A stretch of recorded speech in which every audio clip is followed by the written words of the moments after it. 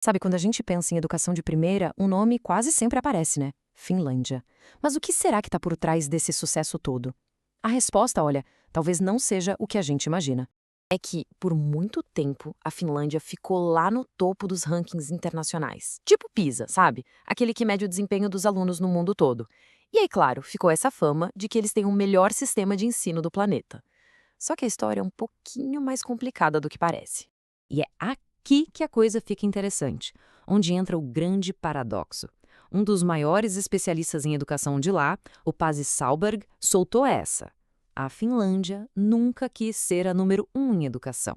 Ué, peraí. Se o objetivo não era ser o melhor, então qual era o objetivo? A resposta, na verdade, está numa única palavra, um princípio que guiou e que ainda guia todo o sistema finlandês. E esse princípio é a equidade.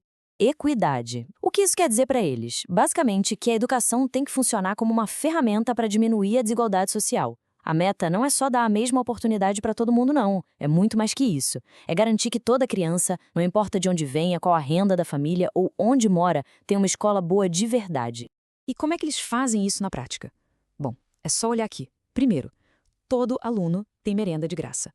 Segundo, acesso à saúde e psicólogo dentro da própria escola.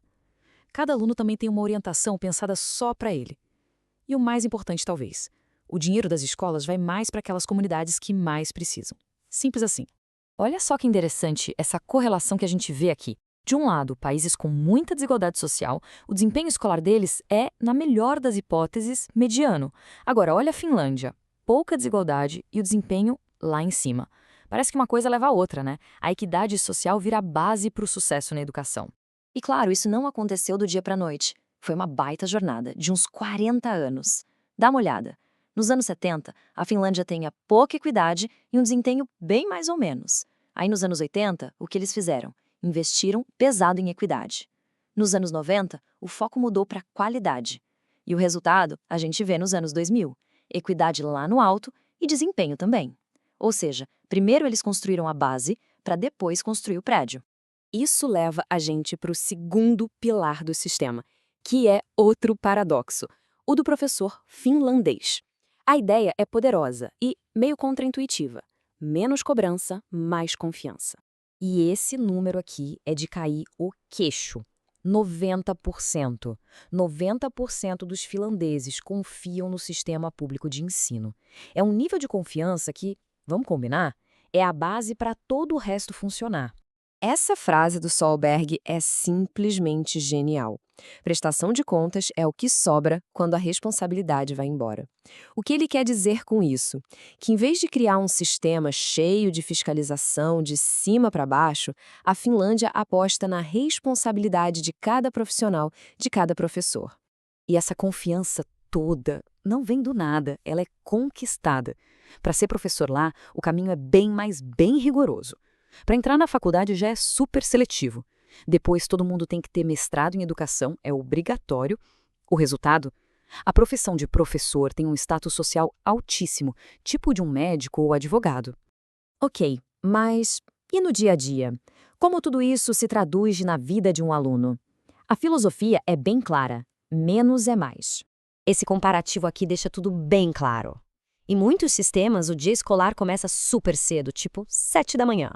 Lá na Finlândia, as aulas começam lá pelas 9, 9h45.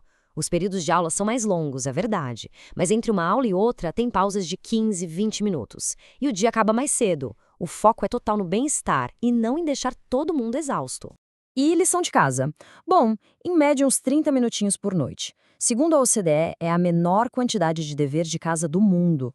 A ideia é que o aprendizado de verdade acontece é na escola. E essa atmosfera mais tranquila é reforçada de outras formas também. Por exemplo, é comum os alunos terem o mesmo professor por até 6 anos.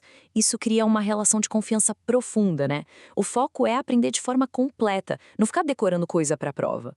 E olha que legal, até os professores têm salas próprias para descansar e preparar as aulas, porque o bem-estar deles também importa, e muito. Então, se a gente juntar todas essas peças, qual é a grande lição que fica?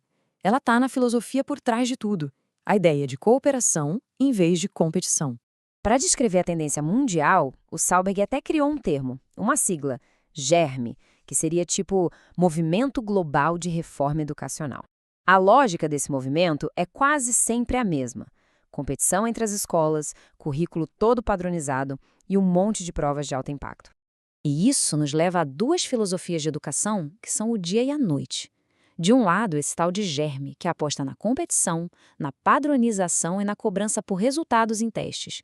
E do outro, o jeito finlandês, que aposta na cooperação, na personalização do ensino e na responsabilidade que nasce da confiança. Essa citação do escritor Samuli Paronen, ela fecha a ideia com chave de ouro. Verdadeiros vencedores não competem. Em vez de criar um sistema que elege alguns vencedores e deixa um monte de gente para trás, a Finlândia quer levantar todo mundo junto. E isso deixa a gente com uma pergunta final para pensar. Qual é o verdadeiro objetivo da escola, afinal? É criar alguns poucos campeões? Ou é elevar o potencial de todo mundo?